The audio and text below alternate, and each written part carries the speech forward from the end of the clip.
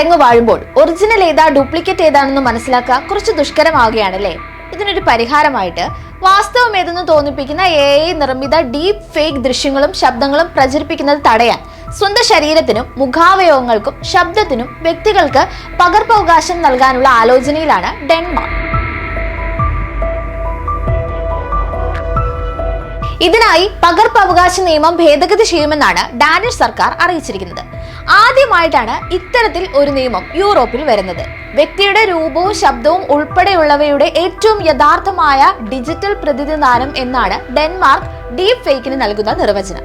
എല്ലാവർക്കും സ്വന്തം ശരീരത്തിനും ശബ്ദത്തിലും മുഖാവയവങ്ങളിലും അവകാശമുണ്ടെന്ന അസന്ദിഗ്ധമായ സന്ദേശം നൽകുന്ന ബില്ലാണ് കൊണ്ടുവരുന്നതെന്നാണ് ഡാനിഷ് സാംസ്കാരിക മന്ത്രി ജേക്കബ് എംഗൽ ഷ്മിറ്റ് പറഞ്ഞത്. നിലവിലെ നിയമം AI-യിൽ നിന്ന് ഈ സംരക്ഷണം നൽകുന്നില്ല.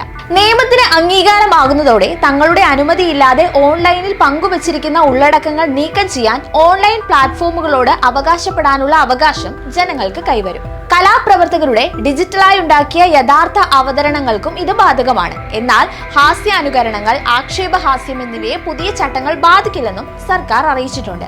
മറ്റ് യൂറോപ്യൻ രാജ്യങ്ങൾ തങ്ങളുടെ മാതൃക പിന്തുടരുമെന്നാണ് ഡെൻമാർക്ക് പ്രതീക്ഷ വെക്കുന്നത്. വൈകാതെ യൂറോപ്യൻ യൂണിയന്റെ പ്രസിഡന്റ് പദവി ഏൽക്കാനിരിക്കുകയാണ് ഡെൻമാർക്ക്. പുതിയ നിയമം അനുസരിക്കാൻ കൂട്ടാക്കിയില്ലെങ്കിൽ ടെക് കമ്പനികൾ കനത്ത തുക പിഴയൊടുക്കേണ്ടി വരുമെന്നും മന്ത്രി എംഗൽ ഷ്മിറ്റ് അറിയിച്ചിട്ടുണ്ട്.